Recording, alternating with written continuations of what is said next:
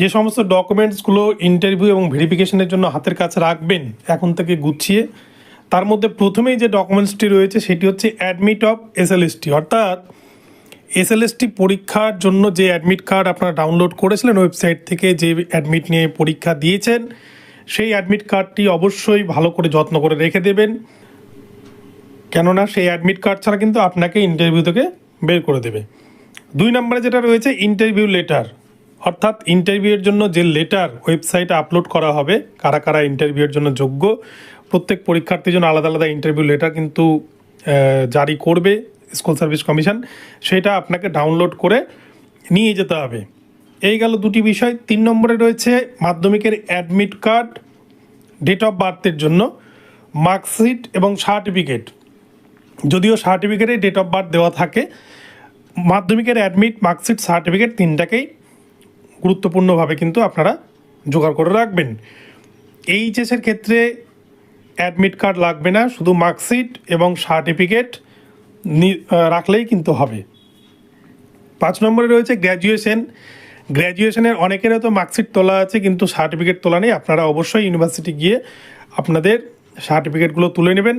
যারা এখনও হয়তো সার্টিফিকেট পাননি, আপনারা অবশ্যই প্রফেশনাল সার্টিফিকেট নিয়ে নেবেন, ওটাতেই কিন্তু কাজ চলে যাবে। এবার বলছি পিজি, অর্থাৎ মাস্টার ডিগ্রির মার্কশিট এবং সার্টিফিকেট আপনারা ইউনিভার্সিটি গিয়ে কিন্তু তুলে নেবেন। তবে যাদের এখনও সার্টিফিকেট ইউনিভার্সিটি থেকে ইস্যু করেনি, আপনারা গিয়ে পরীক্ষার কথা বলবেন, আপনাদেরকে কিন্তু প্রফেশনাল সার্টিফিকেট ইউনিভার্সিটি থেকে দিয়ে দেওয়া হবে। 7 নম্বরে রয়েছে বিএড। বিএডের বিষয়টা কিন্তু গুরুত্বপূর্ণ। বিএডের মার্কশিট সবাই পেয়ে গেছেন, সার্টিফিকেট অনেকেই পাননি, অনেক ইউনিভার্সিটি দেয়নি। সার্টিফিকেট অরিজিনাল ইস্যু না হলেও কিন্তু প্রফেশনাল সার্টিফিকেট আপনারা তুলে নেবেন।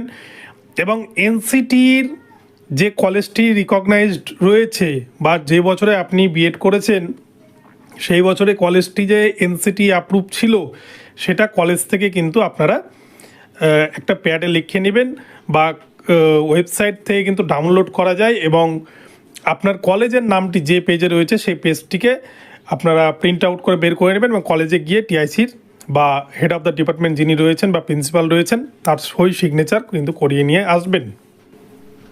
এবারে দেখুন 8 নম্বরে রয়েছে category valid certificate. OBC, EWS, pH candidate যারা রয়েছেন, আপনারা অবশ্যই আপনাদের ক্যাটাগরির যে ভ্যালিড সার্টিফিকেট, সেই সার্টিফিকেটটি কিন্তু অবশ্যই আপনারা হাতের কাছে রাখবেন।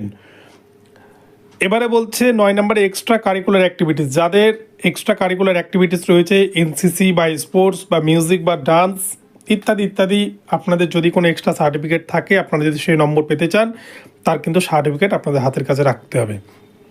10 নম্বরেরটা ভীষণ গুরুত্বপূর্ণ, এখানে এক্সপিরিয়েন্সের ওপর 10 নম্বর রয়েছে। অথেন্টিক সার্টিফিকেট লাগবে, অথেন্টিক অথরিটি, অর্থাৎ আপনারা এইচএমের কাছ থেকে নিয়ে সেটাকে কিন্তু ডিআইকে দিয়ে অ্যাপ্রুভ করিয়ে নিতে হবে।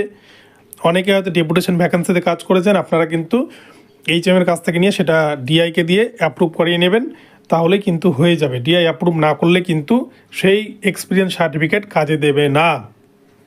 এবার বলছে পাসপোর্ট সাইজ ফটো। আপনারা 4 কপি পাসপোর্ট সাইজ ফটো হাতের কাছে রাখবেন। স্বাভাবিকভাবেই হয়তো 2 কপিতে হয়ে যেতে পারে, কিন্তু 4টা কিন্তু আপনারা করে রাখবেন। এবার বলছে 12 নম্বরে ফটো আইডি প্রুফ।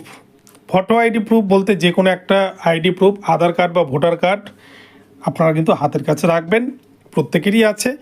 এবং 12 নম্বরে রয়েছে জেরক্স অফ অল 2 সেটস, এবং 2 সেট করে কিন্তু জেরক্স করে রাখবেন।